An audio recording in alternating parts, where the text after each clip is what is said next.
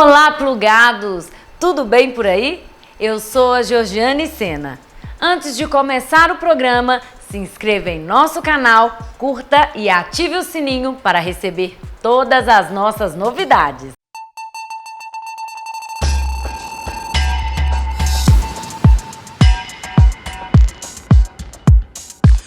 No Plugado na Saúde de hoje, convido você para assistir o nosso bate-papo com a otorrinolaringologista doutora Luciane Michel, que vai falar tudo sobre rinoconjuntivite. Olá, doutora, seja bem-vinda ao nosso programa. Muito obrigada pelo convite, é um prazer estar aqui com vocês hoje. Então, para começar, o que é a rinoconjuntivite e como é feito esse diagnóstico? Como eu estava falando com você, esse tema, sim, foi um prazer, sabe, ser convidada para falar sobre ele, pela relevância, sabe? Porque o que é a rinoconjuntivite? Como assim, né? Então, eu gosto muito de chegar no detalhe. Vamos lá, dissecar um pouquinho o nome. Rino, nariz, conjuntivite, olhos, conjuntivo. Então, é a associação das duas doenças. O rino, um nariz inflamado, junto com o olhinho inflamado também. Então, nós temos a rinoconjuntivite quando os dois estão doentes. Quando isso acontece? Na rinoconjuntivite alérgica. Então, é a associação das duas doenças. Quais são os sintomas, doutora, dessa associação das duas doenças? Só voltando, você tinha me perguntado também sobre a rinoconjuntivite alérgica e como se faz o diagnóstico. Você me perdoa, eu não falei o diagnóstico, mas o diagnóstico é clínico. Então isso é uma coisa também que muitos médicos hoje eles perderam um pouco esse feeling da clínica. E é preciso ser um bom clínico, é preciso ter mesmo o olhar clínico para se fazer o diagnóstico. A rinoconjuntivite, ela vem acompanhada, então, dos sintomas que você está perguntando. É o prurido, é a coceira. Então, vem coceira no nariz, espirros, que aí a gente chega no diagnóstico da rinite, né? E principalmente a coceira nos olhos. E alérgica. Por que alérgica?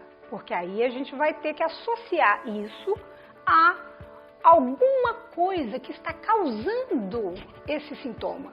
Então, não é, por exemplo, uma irritação devido ao cigarro. Aí já não seria alérgica. Seria uma rinoconjuntivite irritativa. Mas o pólen, o principal causador, que é o ácaro, aquela pessoa que pega aquela blusa guardada há muito tempo. Hoje mesmo eu atendi um paciente com essa queixa. Nossa, usei aquela blusa, doutora, e comecei a espirrar, meu olho ficou vermelho, coçando. Esse é a questão, essa é o X da questão.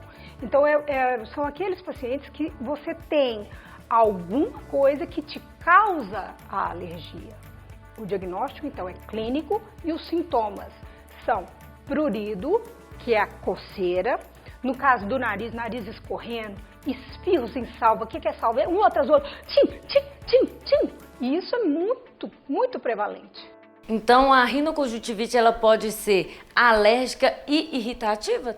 Exatamente. Assim como as rinites. Então, nós temos as rinites e temos a rinoconjuntivite. E temos, né?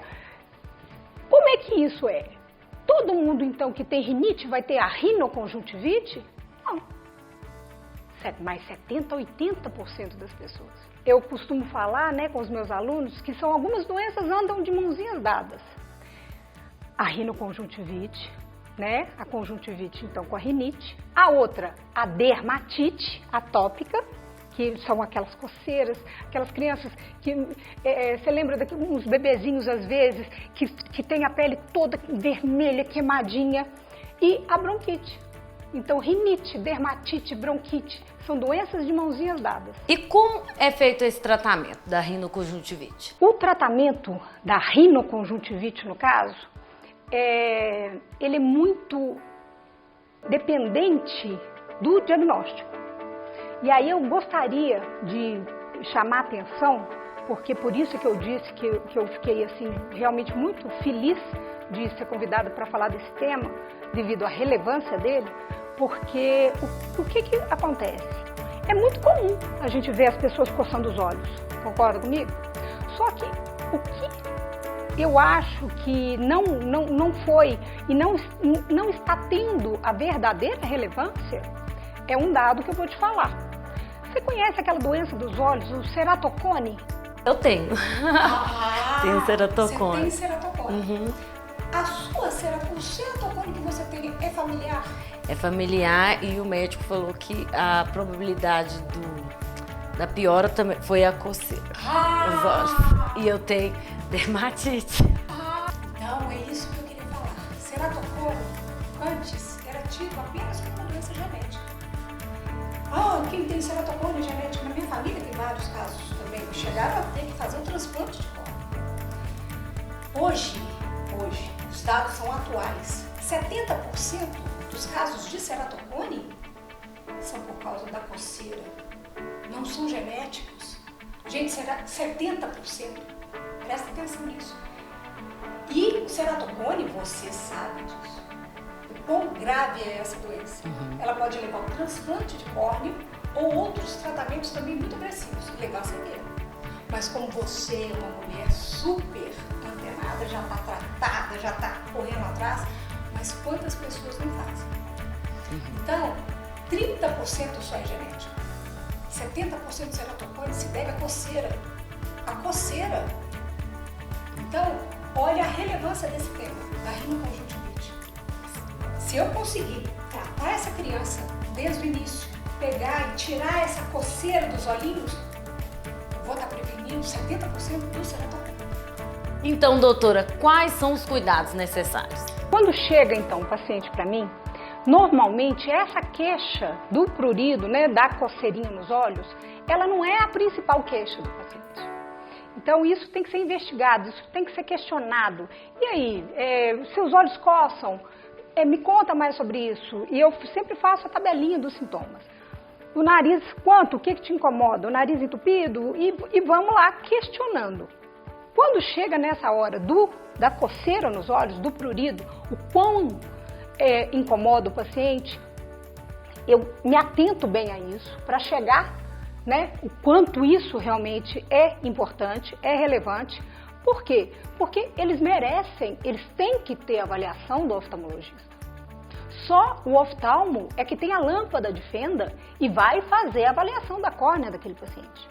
Então, eu faço o tratamento, existem os colírios que eu, como otorrino especialista em alergia, eu utilizo, mas jamais um colírio, por exemplo, com corticoide. Existem os colírios com antistamínico, mas não com corticoide. E, infelizmente, no Brasil, a venda é livre. E a quantidade de efeitos colaterais que existem nesses colírios, a glaucoma, se porventura a pessoa tiver uma conjuntivite viral, ou se ela tiver uma uveíte, ou se já tiver uma lesão de córnea, entendeu? Isso tudo vai passar batido. A medicina, ela tem que ser assim. Nós não somos um nariz, nós não somos uma boquinha, um ouvidinho, não. A visão do paciente, ela tem que ser de um todo. O médico tem que parar com essa coisa de separar a pessoa em pedacinhos. Não, nós somos um inteiro. E fazer isso, eu tenho o colega, eu tenho o especialista, eu preciso do oftalmologista. Então eu sempre encaminho para alguém para olhar. E aí o restante eu faço o tratamento. O tratamento da crise aguda da rinoconjuntivite. Agora, quando a gente chega para fazer esse diagnóstico, então tá bom. Então o que é isso? Existe o prick test. O que é o prick test? Prick test é aquele teste que a gente faz e coloca vários alérgenos, né? O que é o alérgeno? Eu vou pegar lá o que te faz mal e vou colocar em você, em doses controladas, lógico, né? E vejo, em 15 a 18 minutos, você já sai do meu consultório com o diagnóstico de o que te faz mal. Baseado nisso, algumas rinoconjuntivites, algumas rinites e as bronquites também, nós podemos entrar com o tratamento vacinal, com a vacina, com a imunoterapia. Então existe vacina para tratamento? Existe vacina. E hoje, né, graças a Deus, né, com o avanço da ciência, isso é ciência. Isso não é mágica, é ciência. A vacina é usada há mais de 100 anos. E aí muita gente ainda fala assim, mas eu usei e não deu certo, há 20 anos atrás. Ok, mas há 20 anos atrás havia celular? Como é que eram os celulares? Eram uns tijolões desse tamanho? Né? Então tudo se aperfeiçoa. E mais, hoje a vacina é na linguinha, a gotinha. Não tem mais aquele negócio da gente ficar sofrendo. Os meninos antes, há 2 anos atrás, eles entravam no meu consultório e já começavam a chorar. Hoje não. Hoje a vacina é sublingual. E a eficiência dela é de 90%. Eu não estou falando de magia, estou falando de tecnologia. Existe alguma época do ano que é mais comum acontecer a rinoconjuntivite? Existe 2 tipos, na verdade, de rinoconjuntivite. Existe a perene, que você vai ter mesmo o ano inteiro. E existe aquela que a gente chama de sazonal. Por quê? Porque existe o pólen. Algumas pessoas, elas são muito sensíveis ao pólen. Elas são alérgicas mesmo. Então, na bateria do prick test, a gente coloca o pólen. Só que aqui no Brasil é mais comum no sul do país. Ela é muito mais comum também nos Estados Unidos. Então, nós temos as prevalências, né, as incidências, e lá é muito comum e no sul do país também. Aqui, nos meus testes, a incidência de pessoas alérgicas a pólen é baixa, mas tem, lógico. Aí, nesse caso, a gente faz a imunização baseada no pólen. Então, doutora, para finalizar, a alimentação influencia nesse processo inflamatório? Bom, a alimentação aí seria, por exemplo, existe mesmo nas crianças, e você que tem a dermatite, os alimentos que pioram, sim. Nas crianças isso é mais comum. Então, e nós temos que ter muito cuidado quando a gente fala em alergia a alimentos, porque há uma confusão muito grande. Por exemplo, quando eu falo assim, você tem alergia ao leite. Alergia é uma coisa, intolerância é outra. Intolerância é uma coisa. Você tem intolerância à lactose, ou seja, você não tem a enzima lactase. É completamente diferente da alergia. A alergia é quando você toma o leite, a sua boquinha vai inchar, a barriga, é imediato, é rápido. A lactase, quando você não tem a enzima lactase, não. É uma distensão abdominal, sabe? E, por exemplo, a alergia a um amendoim é fatal, né? Ela mata mesmo. Então, agora, diretamente a rinite, ela não tem uma associação tão grande.